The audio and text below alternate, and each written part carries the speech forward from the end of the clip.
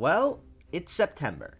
And you know what that means. As the great Lydia Dietz said, the entire month is Halloween Eve, as the Halloween season is around the corner. And like usual, I have a fair share of videos planned for the season, including a new director ranking that's going to be quite a weird and fun one to say the least. In the meantime, I want to go back to a director I've already did a ranking for with good old Tim Burton, as he has a new movie out right now, and I felt obligated to give it a review with the highly anticipated Beetlejuice Beetlejuice. Or Beetlejuice 2 if you prefer.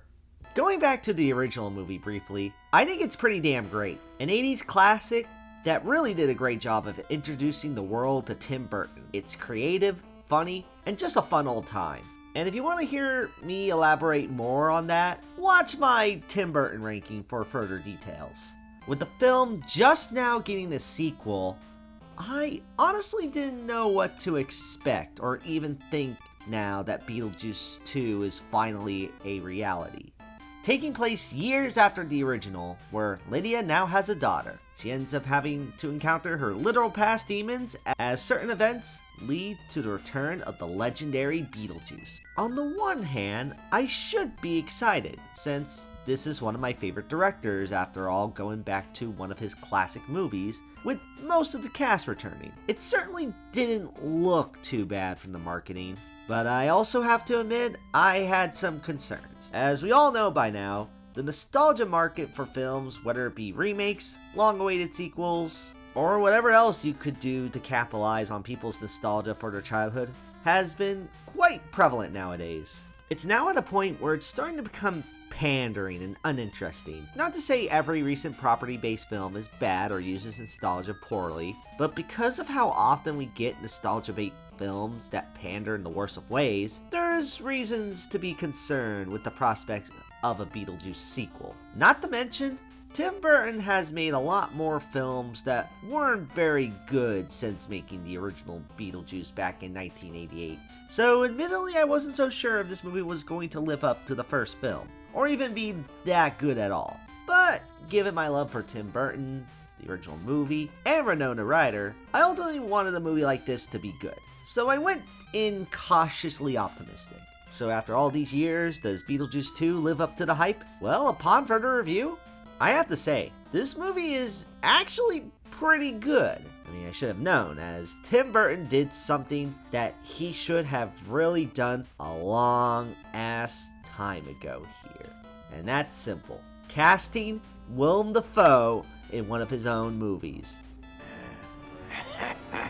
Seriously, I think fans like me have waited longer for that than they have for a sequel to Beetlejuice. Though I must say, this movie ends up working quite well, and I feel that's due to Tim Burton's directing in this. I don't know what it was exactly, but it felt more like Tim Burton was actually into making this movie. Watching this, even despite being the sequel, it felt more like an excuse for Burton to go out and be really creative with the effects, set pieces, and characters. I've been hearing a bit about how this movie used a ton of practical effects, which I wasn't really sure to believe, given some filmmakers like to exaggerate practicality within their films when their film is still filled with excessive CGI. While this certainly does utilize computer effects, I was pleasantly surprised with how much they've used a lot of really neat practical effects. Fun, neat costumes, fantastic makeup, rad puppetry, and even some great use of stop motion. It's a good looking movie, which Tim Burton tends to be known for,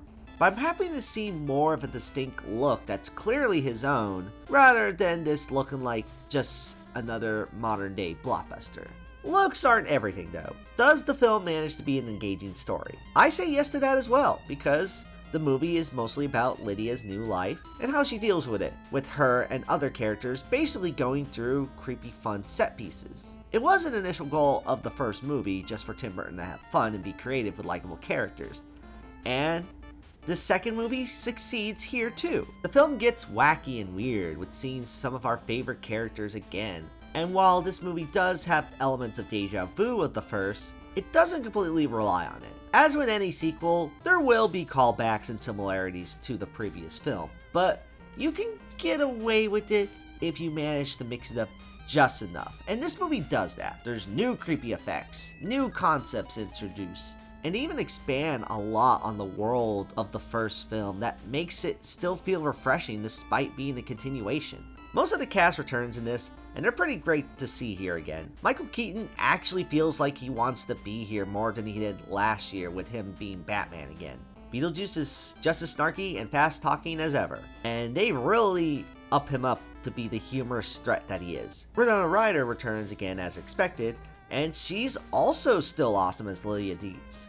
They add some new things to her characters that do manage to give her some depth, with her being a mom, and also still struggling with some of the trauma of the previous film. All handled in a way that's welcoming for this character, that was so loved in the first. And it's always nice to see Winona Ryder in a movie. And no, I'm not just saying that because that crush I had on her since first seeing this film as a kid has grown more with her being a massive film buff. The rest of the cast, old and new, are mostly welcome here. From Catherine O'Hara still being fun, Jenna Ortega being pretty likable as Lydia's daughter, and as I mentioned earlier, Willem Dafoe is here, and he's every bit as enjoyable as you want him to be in a film of this caliber. All of this makes Beetlejuice 2 a really fun time to watch from beginning to end. Though that's not to say this is one of the top tier movie sequels. It does have a couple of setbacks here and there from being truly awesome. While its story is entertaining throughout, it does feel like it bits off more than it can chew, as there's a lot that happens in this movie, and it can feel a bit overcrowded. It goes quickly in a lot of areas, to the point where certain characters and plot points seem to leave almost as abruptly as they're introduced.